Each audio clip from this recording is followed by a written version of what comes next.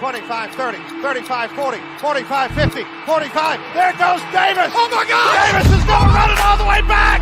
Auburn's going to win the football game. They give it back now to the 30. They're down to the 20. All the band is out on the field. He's going to go into the end zone. Four-man Alabama rush. Got him. Oh, no, they didn't. Oh, my gracious. Yep. How about that?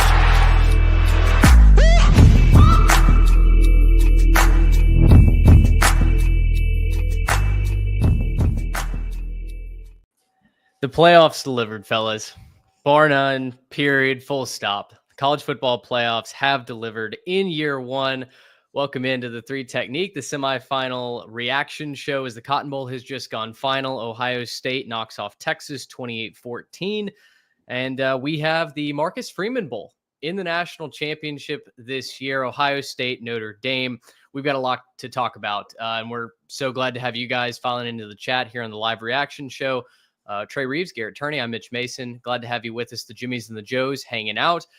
Fellas, incredible game tonight. We got two classics. I think Notre Dame Penn State is one that probably will be talked about for maybe a couple of decades, depending on what Notre Dame does in the national championship. But, fresh off the Cotton Bowl, Texas and Ohio State delivered in just about every single category. I mean, we had Texas within a couple of inches of tying this ball game up with 3 minutes to go before the Jack Sawyer strip sack. I couldn't be happier as a college football fan. I am just tickled to death at what we got to watch these last two nights. I mean, yeah, you couldn't have said it better.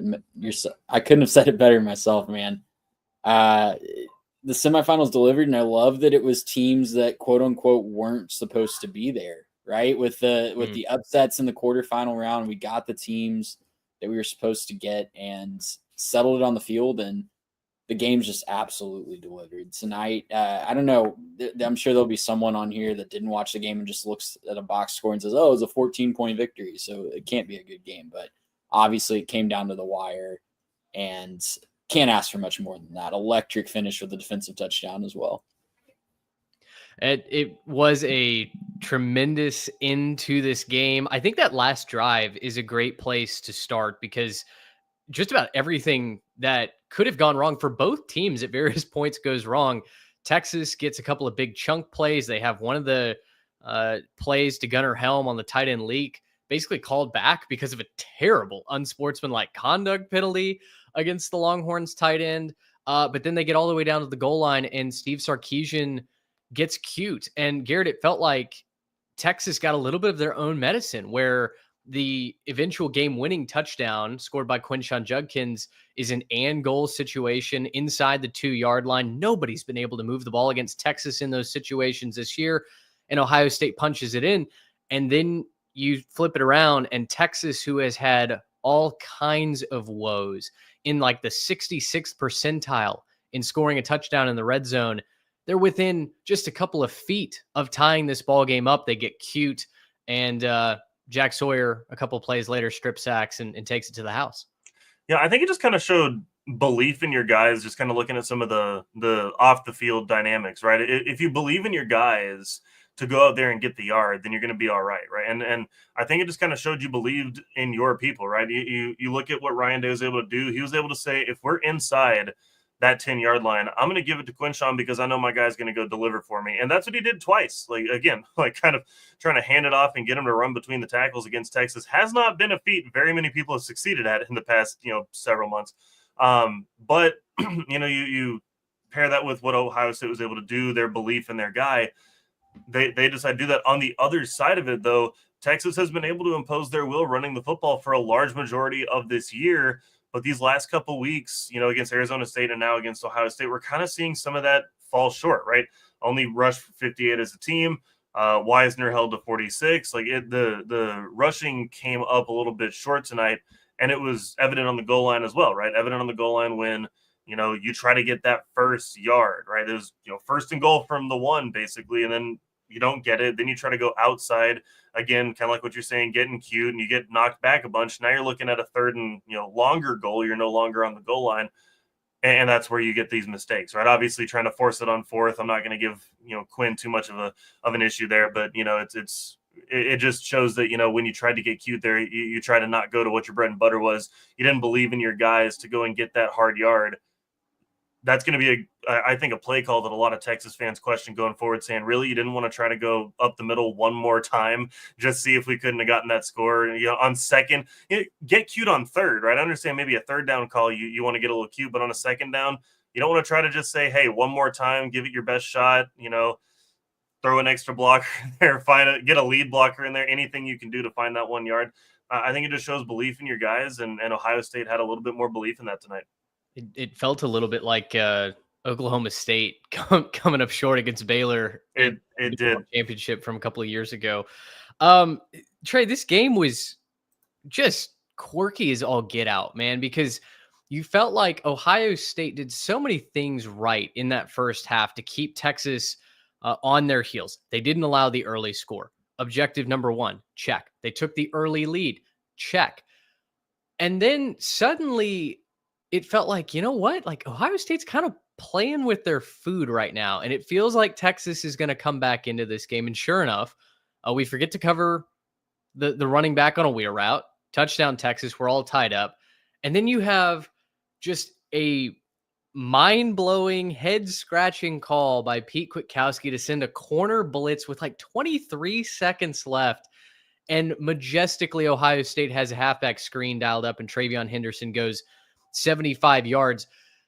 What was your temperature at the half? Knowing, yes, Ohio State's winning, but like, boy, there's a lot of kind of ugly to sort through in that first half, at least from an offensive standpoint. Well, I'll back up a little bit because in the middle of the first quarter, it felt like it could be getting late pretty early for the Longhorns, as Ohio State had already gotten 2 defensive stops. They moved the ball down the field relatively easily. I was texting our group. It looks like Texas is going to have to adjust their bread and butter's cover 2 and dropping 2 safeties plan, because Will Howard's just dropping it exactly where it needs to be. And then the personal foul happened on TreVeyon Henderson, and that really just took the wind out of the sails of the Buckeyes. And then there was a holding penalty on the next drive, a couple procedural penalties. They just kept shooting themselves in the foot. And really it felt like Texas had taken all the momentum in this one when they drove the field and finally tied it up and finally broke through the Buckeye defense. But that lasted all of about 10 seconds. It really did feel like if Ohio State could come out and score on the first possession of the third quarter, it would really be a statement. But then Will Howard makes a big mistake and throws an interception, and we're off to the races again with the Texas momentum. So it really was a back and forth game from a momentum standpoint as well. And credit the Buckeyes. They really, you talk about the wind going out of the sails of a team. I think it was 13 plays and 6 minutes or so of game time to get that go-ahead touchdown drive with TreVeyon Henderson. That was just an absolute statement where Ohio State finally stepped up and said, okay, yeah, we're not losing this game. We're going to impose our will on the situation. We dare Texas to stop us right now. And Texas just was out of gas to do it. So in the end, I think the better team won.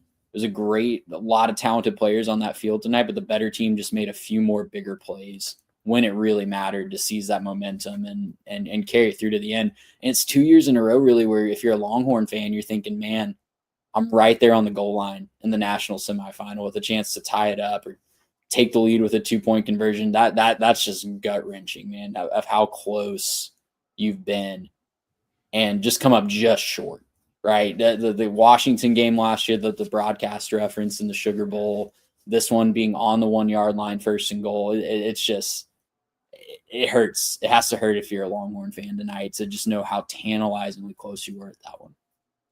I think for Texas, man, you were so close. There were so many little but things. But it was a microcosm of the season, wasn't it? That whole last possession was just a microcosm of the season. Well, and, Garrett, you just spent a couple of minutes talking about trusting your guys. 58 yards rushing for the Longhorns. I mean, a lot of their offense, they had a couple of nice throws. Quinn, I will give him credit. When he has to have a drive, he finds his wide receivers. Matthew Golden comes back from the ankle injury that kept him out for a good chunk of the game, and he was finding him. Gunnar Helm, I mentioned on the tight end leak, very reliable wide receiver for him, or ball catcher for him. But not being able to run the football consistently hurt the Longhorns through the entirety of the game. They found something late. They found something in that third quarter. They scored for the first time in 7 games in a third quarter against the Buckeyes, and a lot of that was Wisner. And Blue got into the passing game more than he did on the running game. But without the Longhorns being able to impose their will up front and run play action, be able to stretch the field vertically, that was a really frustrating watch at times, watching Quinn Ewers have to just check it down. And, Ohio State, I guess, to give the Longhorns credit, Ohio State was disinterested in covering the running back there for a little bit. Both touchdowns for the Longhorns are on rail routes from the running back. So I think that's one thing that Ohio State absolutely has to get cleaned up. I thought the first half game plan was beautiful. They were running a lot of zone blitzes. The Longhorns offensive line was not stepping up to the task and protecting Quinn. There was a time when, and I think he's gone viral for this, Quinn literally ran into a sack, just stepped up into the waiting arms of a couple of Buckeye defensive linemen. But I think if there is one thing I take away from this game, and I'm a little bit concerned about Ohio State playing Notre Dame, it's like the consistency. Like we saw Notre Dame flip the script on Penn State, and we'll talk about that game in a minute. But boy, if you're the Buckeyes and you want to buck all of these allegations, and hey, you can't win the national championship. You're born on third base, but you can't get to home. A consistent game plan, certainly on the defensive side, I think is going to be critical for the Buckeyes. Yeah, and I want to give them some amount of credit here, right? So when you look at what they were able to do on defense, when you look at kind of the overall, it's not like Texas had been running this kind of massively complicated offense. Their whole thing is just misdirection and then yards after the catch. And a lot of what Ohio State did well was covered that up and found a way to kind of say, no, you're not going to trick us. We're not going to, commit the eye violations. We're going to make sure we keep our eyes where it needs to be. And we're going to tackle well. There were several moments where I see a completed pass to a Longhorn and I'm going, oh, here we go again. Yards after catch. He's off to the races. Then he gets tackled for a 4-yard gain. And so I was like, okay, well, now I'm starting to see the difference here. When they can't make guys miss, when you're not getting the misdirection to work, yeah, that's where Texas's offense is going to start to sputter a little bit. And especially when you're not running the ball very effectively. Again, and when I say, believing in your guys, I'm not specifically saying just going away from the run. There's a difference between going away from the run and then just not believing in him in the critical moments. They gave Trey Wisner 17 carries. They just probably should have given him 18, giving him one more up on that goal line and give him a chance to, really punch that one in. But again, for me, my issue with this is looking at Ohio State. Yeah, they got bit a couple times with the misdirection. It's a very different offensive attack from Notre Dame. They're not going to be doing the same thing that Texas did. They like to play a lot more of that downhill, kind of get you with those run leverages, find a way to, mismatch you and more in the run game. I think that plays really well to what Ohio State does. They play real physical and tackle real well. So I'm not necessarily concerned about them in that regard. But again, to that point, if they do start to get their eyes in the wrong place, they can get got just the same way they did against Texas. And I think after what we saw at Notre Dame, I don't think you're going to see the same kind of sort of inconsistency from them. For them, it's really just how quick can they settle in and then get going. That's really what Notre Dame does on offense. Is they kind of start slow, but then kind of finish and ramp up in that second part of the game. Question for you guys. Do you know how many receiving yards Jeremiah Smith had tonight? Yeah, Trey, I was just about to talk to you guys about that because I'm looking at the box score, just 3. trying to make sense of it. It's crazy. That feels like one of those. That feels like one of those patented, Pate State padlock stats that really wasn't.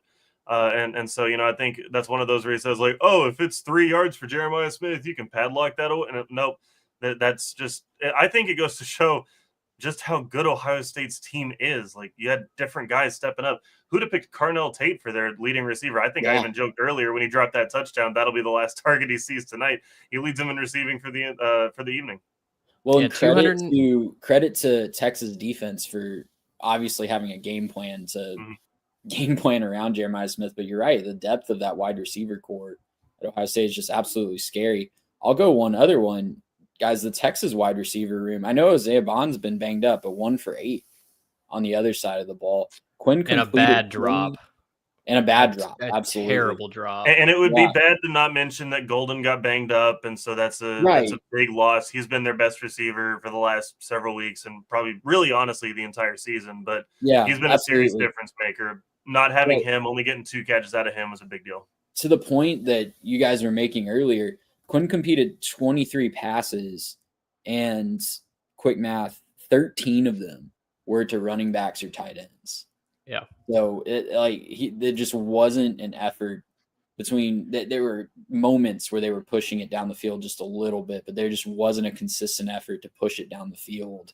And I feel like that's where you've got to, if you're going to beat Ohio State, you've got to have a game breaker that can stretch their secondary and make them worried about the over the top game, because you're not going to beat them consistently between the tackles.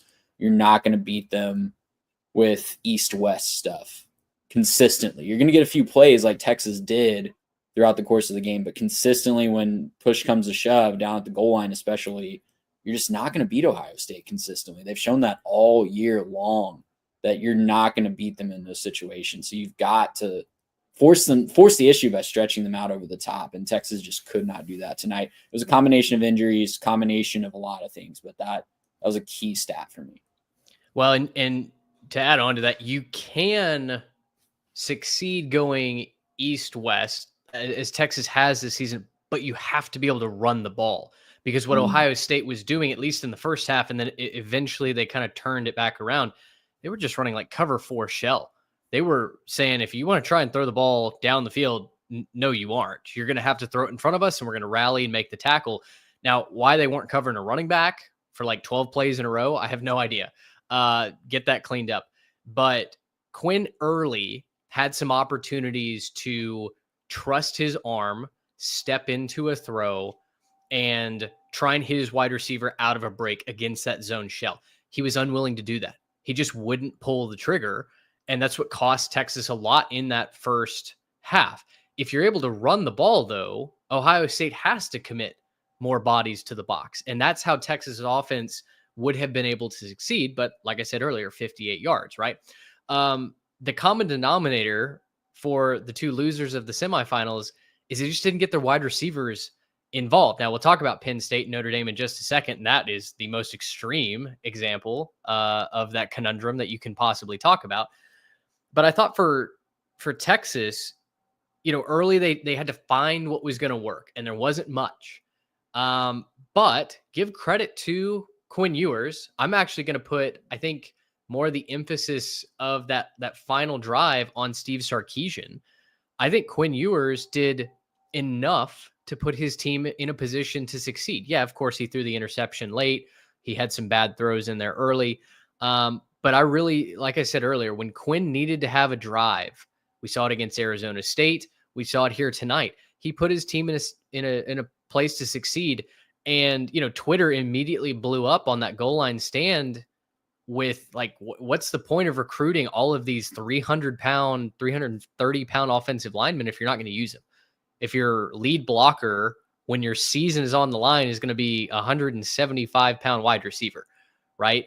And so I feel like Sarkisian kind of let his team down maybe in the biggest spot. But, Quinn Ewers, I guess, transitioning over to number 3, his final game as a college quarterback, it supposedly came out. I hadn't seen it from everybody, but I had seen from some popular sites that he's going to the NFL draft after this game, or once his college career had finished up. Listen, we all have our doubts about Quinn Ewers as a pro quarterback. This isn't the time to dogpile on the kid.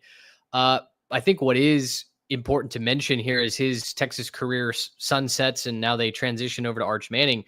He was the quarterback that broke through for Texas, right? Like, I think that's important to mention here, is for all the things that were wrong with Texas and all the issues that they had, and Steve Sarkisian trying to find a quarterback early, he found it with Quinn Ewers. And Texas is a play away in back-to-back semifinals from having a legitimate chance to go to a national championship. And that's farther than any Texas quarterback, any Texas player had gotten them since the BCS era, right? Since they beat, I guess since they lost to Alabama. But to play for a national championship, it's been over a decade. And it had been a long kind of wandering for Texas fans up until they got, they had some like bright moments, like I think, Sugar Bowl versus Georgia and Ellinger, like he did his thing, right? And that was fun, but obviously that didn't play and that didn't continue, right? It fell apart, and then obviously Herman didn't work out there. And so, I'm kind of sitting here and I'm looking at the arc for Texas, and as much as we kind of joke about it and clown them, and it's kind of a funny meme at a certain point, it's officially dead. Like Texas is back officially. It's been 2 straight years of the semifinals. Texas has firmly cemented themselves back into the college football royalty and into that picture. Now, will they be able to stay there post Quinn Ewers? I don't know, but Quinn Ewers put them there, right? And as much as he has certain limitations, there's certain things he doesn't do well. And maybe you can really point to the supporting cast as well, right? There have been some fantastic wide receivers playing alongside him. You still have to give the guy his props. He is the guy ultimately that brought Texas back from kind of oblivion. And even in his first season, things weren't exactly, sunshine and roses and everything. It was still a pretty rough first season there. He just kind of, grinded it out, figured out how to lead the team, lead the program. He dealt with the scrutiny. He dealt with the criticism. You got to give him his credit. He's been extremely resilient in the way that he's led this program forward. And I think that if he can get a couple things between the ears figured out, he's going to be a very successful pro quarterback. He's got about as much arm talent as you could ask. He's got to get some of the stuff right about how he looks at a defense, how he deals with the pressure. But if he can figure that stuff out, man, sky's the limit for him. And he's a guy that I can definitely see myself rooting for as he goes forward. Before we move on, I just want to shout out the Ohio State defense real quick, because they really just put the team on their back today. When the offense was sputtering a little bit, the offense couldn't consistently stay on the field. The Ohio State defense, just pulling up some numbers real quick, lived in the backfield all day. 4 sacks, 9 tackles for loss, 6 passes defended from the secondary. Yeah. Like they just weren't giving an inch to Texas in either aspect of the game. I know Texas got some big plays. I know they were right there on the goal line at the end, but there's a reason that Sark called that pitch play. I know it's really easy to just say he's getting cute, but no one has run up the middle on Ohio State in the goal line all year long. So it's really understandable to see why he balked at that. Even if you want to trust your guys, I agree on maybe doing that on 3rd down. But yeah, obviously the big touchdown at the end, they had the interception to seal it when it was pretty much in doubt, or no longer in doubt. But yeah, the big touchdown return, just huge day for the Ohio State defense, when a lot of eyes were on their offense coming into this one. A lot of the talk had been, rightfully so, on what the offense was doing, but the defense was just as impressive to me against Tennessee and Oregon, and they backed it up again today. Yeah, 14 points against the Longhorns. Again, they keep them out of the end zone, in the red zone once again late. We highlighted that as a key factor for Ohio State to win. Last thing for me, we've talked about Texas's quarterback. How about Will Howard? And guys, the likelihood that he gets a Titleist sponsorship with that golf ball that he played on his left hand. Did y'all see that? That was something, man. I have no idea what it was. My favorite joke about it was the dog in him trying to get out. And I just thought that was kind of an amazing tweet. I don't remember who tweeted that one out, but I just remember seeing that and kind of chuckling to myself on that one. But yeah, dude balled. He absolutely put it out there. He was tough. That run on 4th that kind of sealed now the turf monster kind of got him, and I'm gonna clown him on that a little bit. Not exactly the most athletic play afterwards, but he did extend the drive, and he had the big run on 4th down though, and that was big. That was big. And yeah, you got to be able to extend. You got to be able to find ways to extend your drives, and that put them in position ultimately to score and put that pressure on Texas. So that was good. But yeah, I was super impressed with him. And also, I want to shout out one more guy. Travion Henderson had a really gutty game, I think. He kind of had some opportunities taken from him when Quinshawn came. And I know that it's easy for a guy who's an upperclassman to be frustrated when you take a guy like that. And you take a guy like Quinshawn and you bring him in and you say, like, hey, thanks for your loyalty to the program. By the way, you're splitting the room now. But for a guy who just really didn't really have as many opportunities, I think, as he probably deserved this year. He stayed with it. He had that big play on the screen, absolutely showed that explosion. Rushed for 42 yards on 6 carries, super effective. I hope he gets lots of opportunities in the championship game. because that guy absolutely deserves it. And the way that he's been able to, kind of perform this year, despite how disappointed he probably has been, maybe end up being the difference between Ohio State getting a title or not. Well, Ryan Day has got Ohio State 4 quarters away from destiny, 4 quarters away from claiming that championship, from silencing all the doubters, and from finally proving that he is a head coach worthy of the Ohio State University. It's going to be exciting, and I think that's a great segue into our Orange Bowl coverage. Notre Dame 27, Penn State 24. I mentioned off the top, this was an absolute classic. This was one that if you're playing NCAA 08, like this goes up in the trophy room, that you won this game, right? And this is going to be talked about, I think, for quite some time.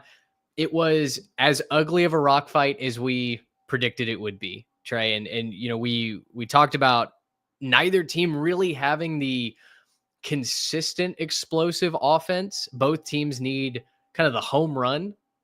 Maybe on the 2-2 pitch, we're going the other way and we're sneaking one out into the bleachers.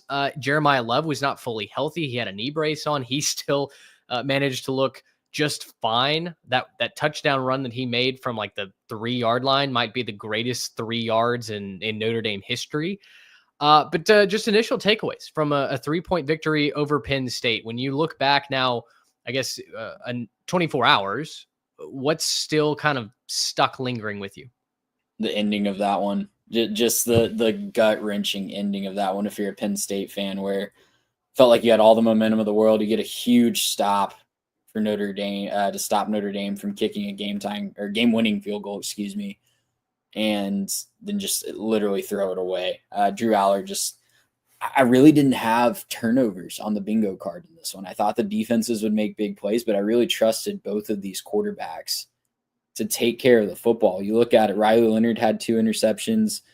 Drew Aller obviously had the huge interception at the end of the game, and a lot more. Aller had a couple that could have been interceptions, right? That were bailed out by defensive penalties in the red zone. So just really poor decision-making. I was really surprised by that because he's a guy that has his faults, has a lot of awesome tools that we've talked about on this podcast, but really takes care of the football. But credit to Notre Dame, digging deep, finding a way to win. Credit to Steve Angeli, right? Coming in off the bench when Riley Leonard gets hurt in the first half. I think it was the first half. You guys can correct me if I'm wrong. At the end of the first half. 6 of 7 for 44 yards, not jumping off the stat page, but driving the bus, keeping it forward and keeping it going forward and not leading to disaster, right? I know he took a couple sacks, and I've heard a couple other shows joke that if he stayed in, he probably would have just been driven into the dirt a couple more times. But shout out to him for keeping the bus going forward and keeping that from spinning into a disaster for Notre Dame, because it could have been really sketchy if he came in and didn't take care of the football. Well, and it put points on the board, right? That was their first points they got on the board, was at that end of that drive that he finished. There's a moment there where I was watching him sling it, and I was like, are we sure that we want Ryan Leonard to come back into this game? This guy's kind of dealing. And obviously, it's the backup infatuation. He makes a couple good throws, and you start to go, whoa. Like, I get that. But, yeah, you got to give him his props. He kept him in it. Well, he completed nearly half of what Riley Leonard did offensively through the air. 15 of 23 for 223 yards, a touchdown, and 2 picks. I mean, Leonard, and he said this in the post game, like he didn't win Notre Dame this game. He owned that, right? That was the defense. That was his running game that got it done. They run for $1.16. Snatching ankles and souls, man. Yeah, it was Austin Westlake's own Jaden Greathouse with the big breakaway touchdown. But that first half, man, going back to the Angeli drive, it was 10-0 Penn State. It felt like it was 24-0 Penn State. They were more physical. They were more disciplined. They got whatever they wanted defensively. I mean, Notre Dame was twisted up in knots, right? And at that point, Jeremiah Love finishes 11 carries, 45 yards, and a score. Nobody else really did anything in the running game. It was kind of a conglomeration of a couple of little contributions that got you even to $1.16. But going into the break, it felt like a miracle. It felt like something out of Rudy that Notre Dame was even down only 1 score. But then they flipped the script. They come out and they're the only team that scores in the third quarter. And suddenly it's 10-10 going to the fourth quarter. And then, just a little bit of a shootout breaks out. But Garrett, you look at Notre Dame and what they're able to adjust. The defense put the clamps on Penn State. They started to get pressure into the backfield on Drew Aller. The offense just finds a way, just starts scratching and clawing and getting yards. And that's kind of the Notre Dame brand of football. It's not pretty. It's never been sexy this year, unless, Love is hurdling someone and setting a triple jump record in the Coliseum. But they've been disciplined enough to find those extra inches, those hidden yards, and continue to win football games. Well, and they just know their style of ball. They're totally fine going a couple drives without a touchdown if it means they're playing the field position game and pinning you back at the 5-yard line and forcing you to drive 95 yards to do it, right? And early, that wasn't working. I mean, Penn State's first touchdown drive was a 90-yard drive. They went the length of the field. And at that point, I was sitting there, I'm like, uh-oh, Notre Dame, your style ain't working tonight. You can't move the ball. They just moved it at will. It could be a long night, but they stuck with it, right? They stuck with their game. That they played the game that they wanted to play, and ultimately it ended up working out. And for all that we can give him crap for, Riley Leonard didn't play that bad of a game, right? Like he averaged 1.8 on the ground. That's not fantastic. You average some sack yards into that or whatever it is, but not fantastic for him. I think his longest rush was 6 yards or something like that. He wasn't effective as a runner, but passing for 223 is a big deal. And I know a bunch of that came on that great house score, which I just mentioned, where he snatched 4 ankles, and thousands of souls of Penn State fans just watching that happen was immaculate. But yeah, they're totally fine to rely on their defense. And I can't tell you that there were probably a bunch of Notre Dame fans that were excited that Penn State got the ball with 47 seconds left, but I can tell you there are a lot of them that as soon as they came down with that pick, there are probably a bunch of them that were like, yeah, of course, why not? Of course this was going to be the way that this was going to go because our defense pulls through. They get it done. They're a fantastic team, and they play great defense. They believe in each other. They got their style. And if you can see even a little bit more product out of them, if you can see a little bit better, completion percentage out of Riley Leonard, if you see a little bit more rushing out of them, maybe get Love a chance to get his knee a little healthier, gets a little bit more explosive, we could be looking at a Notre Dame championship. It's not completely out of the question. Might get to party I'm walking like away from late today. Yeah, I'm walking away from today thinking Notre Dame has a much higher chance than I did going into this semifinal one. It certainly, there is a path, right? There is a way, there's a formula that Notre Dame wins the national championship, which is just incredible. Trey, I know you've got some designated driver duties. So last word from you on this game. What else stood out to you from Notre Dame, Penn State? What were you impressed by, disappointed? Man, I'm still impressed with Notre Dame's defense. They didn't have the havoc plays on the defensive line in this game, and they still found a way. Man, you got to have game-breaking receivers to go against this Notre Dame secondary. I can't wait to watch the Ohio State receivers against this Notre Dame secondary because you don't have somebody that can get separation, which Penn State did not, obviously. You're going to have a bad time against this Notre Dame defense. It's just like we've seen it time and time again this year. And man, on the other side of that coin, I really want to see Drew Aller with an actual wide receiver. Like, can we please find a way to get him just a speedster that he can chuck it down to at some point in the transfer portal this offseason? Like, I just really want to see this guy with a truly elite receiver. Just one. Like, can we please find a way to do that, James Franklin, and help your guy out? Because the stats, what was it? It took until the final drive, right, for him to actually connect with a wide receiver. Is that what the stat was? No, didn't ever end up doing it. I thought he had one. But I don't know that he had Harrison Wallace the third lost 3 yards. So right. maybe that's so nothing positive. Yeah. Yeah. 0 yards receiving from the wide receivers, which, Keandre Lambert-Smith immediately got on Twitter and said, y'all owe me a bunch of apologies. Yeah. I'm sure Dante Cephas was that was the first thing I thought of when Trey's like, I'd love to see him with one good receiver. I'm like, yeah, maybe they should target like Keandre Lambert-Smith in the portal. I know. I'm just messing with you. Dude, and we talked about that in the preseason. Drew Aller had -4 receiving yards in the box score and he almost had more receiving yards than all the wide receivers combined. Yeah, When that's did that's that scary. happen? I don't remember that's that a happening. I don't know why that's in the box score. But That feels like one of those like ESPN messed up or something like that. yeah, Wouldn't be the first time that they fat fingered something. Trey, great note to get you out of here on. Be safe, keep everybody else safe. We'll talk to you in the next one. Yeah, great point.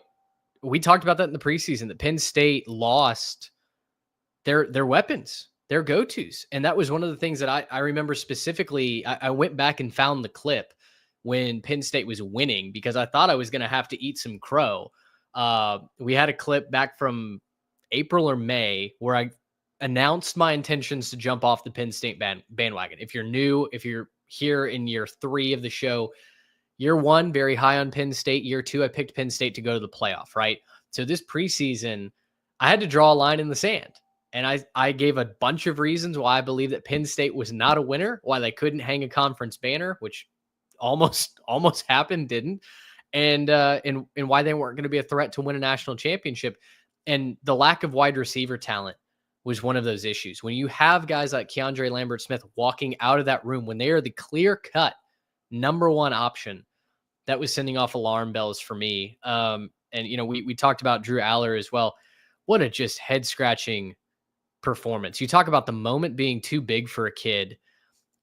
This was it. It was easy, Garrett, for people to clown on James Franklin and say that the big game got him again. And listen, we have done our fair share of that in our analytics. It's why we picked against Penn State and just about every chance that we got in a big game. But to me, this one was on the quarterback. James Franklin had nothing to do with the poor throws that Drew Aller had, the inability to keep offensive drives going in the second half. The defense did its job.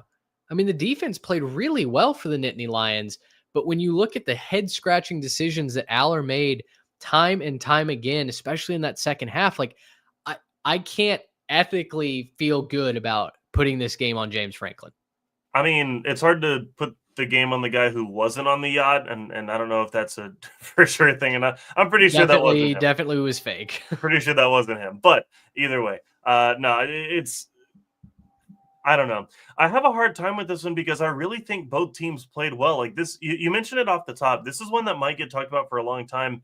And I think it has a lot to do with the fact that both teams really did play well. There were limitations, but these were 2 very good football teams that just kind of grinded it out.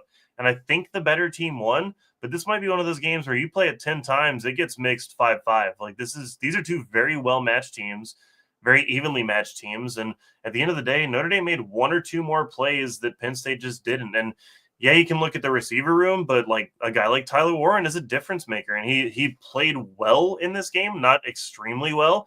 Definitely needed to make another couple of catches in order for them to have won this game. But I mean, this is one where, if Tyler Warren, you look at his stat page, he's got 6 for 75. If he's talking like 8 for 91, Penn State probably won this game.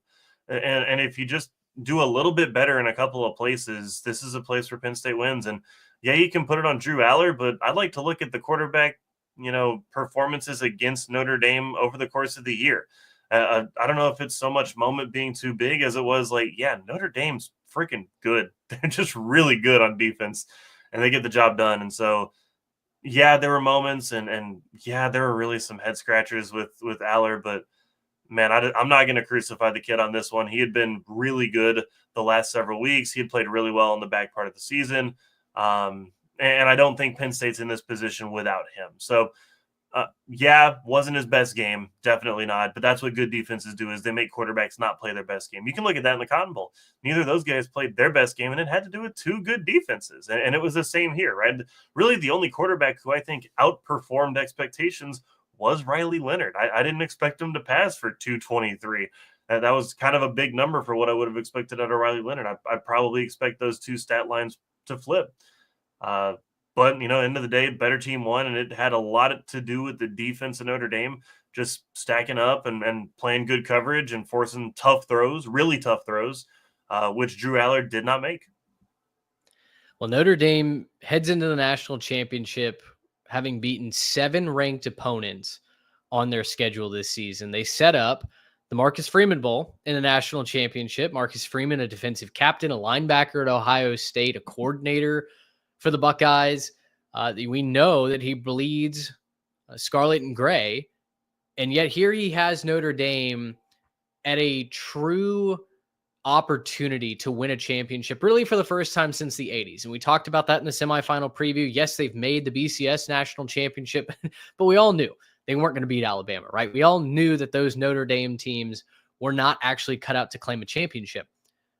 This Notre Dame team, though, has assumed the identity of Marcus Freeman. And I think that's what set this Irish team apart.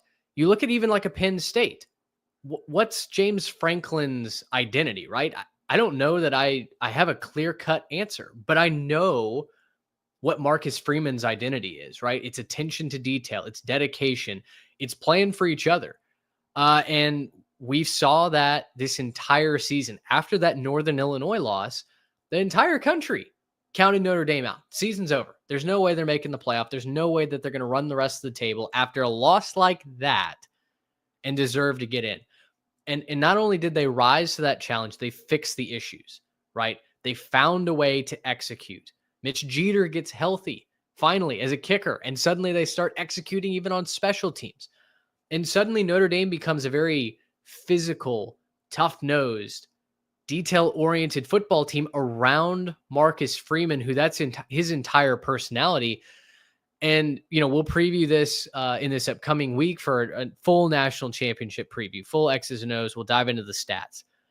But like Trey was saying right before he jumped off, suddenly now, both because I think we've been impressed with Notre Dame and because there were some flaws that we saw from Ohio State, there is a path for Notre Dame to win a national championship. And that's something that we've really never been able to say in our lifetimes. Yeah, and as simple as it might sound, the path really, to not get too pedantic with it, is just, hey, Notre Dame, go find a way to score more points than Ohio State for 4 quarters. Like, that's as close as you can possibly get to it, right? Like, a lot of people talk about, in the course of the season, that everyone talks strength of schedule and making sure your resume is good, and they talk about a bad stretch of home games, or, oh man, we got to go on a road trip or something like that. And then once you get to the playoff, we did this too. You talk about path, right? You talk about, ooh, that's a tough team. That's a easier team, whatever it is. Doesn't matter anymore. Notre Dame, you are 4 quarters away of, let's play some good football. Let's get the ball to bounce a little bit weird. Let's get a tip pass interception off one of their awesome receivers. Doesn't matter how. Let's just find a way over 4 quarters to play a little bit better than those guys, and you get to go lift that trophy up. And that's something I know a lot of Notre Dame fans have been waiting to see. It's been a little bit since that's happened. And yeah, I think that you can make the case that defense is playing well enough that, you saw what Texas defense was able to do to them. They scored 28, but it's really more scored 21 because of that scoop and score. So I'm not a great offensive night for Ohio State. I think Notre Dame's defense is better. I think they got better players. I think they play better as a unit. If they're able to do this, if they're able to kind of make this run and finish this off, it's going to be because they shut down those Ohio State receivers. They found a way to win in man coverage. They got after the quarterback and made Will Howard uncomfortable. And then on the offensive side, it's just going to be you gladiatored your way through this, right? You, Riley Leonard and Jeremiah Love and all those boys lowered the shoulder and just gladiated their way to a victory. And that's going to be the formula. And if they can get that to happen, yeah, they'll be holding the trophy at the end of the year. So we've got the 8 seed and the 7 seed playing for a national championship. Again, I'll remind you, in the 4-team era, both of these teams are left out. Mitch, these games don't matter. I think hold on. I think this playoff is as wonky as that first round went.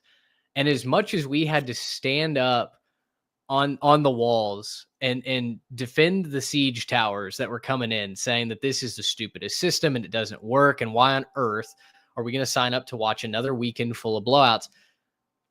We told you be patient. We told you that, sure, the system in year 1, as it was set up and as it will be tweaked going forward, I have no doubt, was actually designed to showcase a bunch of blowouts in week 1. The system worked. Home field advantage worked in that week 1. And since then, it's really been nothing but classics. We've gotten so many entertaining games, and these semifinal games are just kind of the cherry on top. Now, I don't know if we're going to get the same in the national championship or not. Again, we'll break all of that down. I think if Ohio State is able to separate from that defensive backfield that Notre Dame has, I think they can put up some points on a banged up Notre Dame defense. But then again, like I said, Notre Dame has got a bunch of grit and they've just been willing their way to victory. So we'll see how all of that plays out. I have to imagine, though, that your team, the playoff, has been a resounding success so far. Oh, absolutely. And I brought it up back when all of this was happening on our kind of let's rage at the college football landscape episode. And I'm still kind of proud of that we just kind of said, you know what, we're not going to talk about the games too much. We're going to yell at everybody on Twitter and just say, hey, you guys are idiots. I can't believe y'all didn't understand this. But I brought this up a couple times and I'm right. And I want to be vindicated on this one. The 12-team playoff was never about making sure that there were 12 amazing teams in the playoff. It was always about making sure that the best team made the playoff. In last year's system, neither of these teams made the playoff. Neither of these teams made the ESPN graphic, right? Neither of these teams were even on the first two out. That's a good point. You don't even see that, right? Everyone would have said, well, it's a good Notre Dame team, but that early loss to NIU, the only person bringing that up is Barstool NIU at this point. They're still talking about that and saying, good job, little bro, right? Congrats, all that stuff, which, by the way, amazing. Play your game on Twitter. I love it. But neither of these teams made. Everyone had been talking about that late loss to Michigan and Ohio State blew their chance and I can't believe it and blah, blah, blah.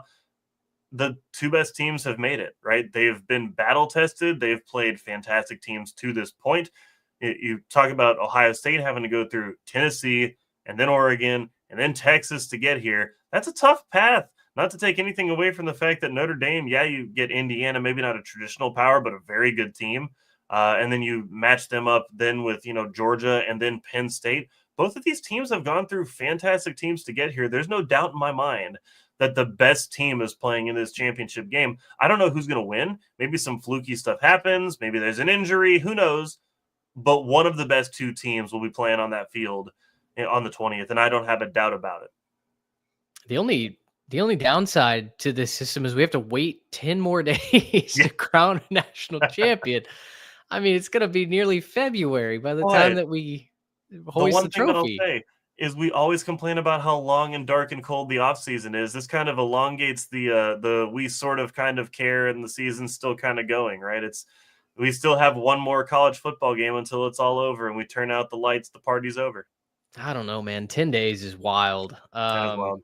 Listen, I've got a bunch of off-season content that I'm excited to dive into. Not that I'm like rushing the end of the season, but 10 days in between games is and it's on a Monday night. And it's on a Monday night. I don't understand why we play this game on a Monday. It never makes sense to me. Put this game on the weekends like we deserve. Well, it's just to avoid competing with the NFL, which absolutely sucks. But we all know who'd win anyways. Two notes on this though. I want to make a couple notes.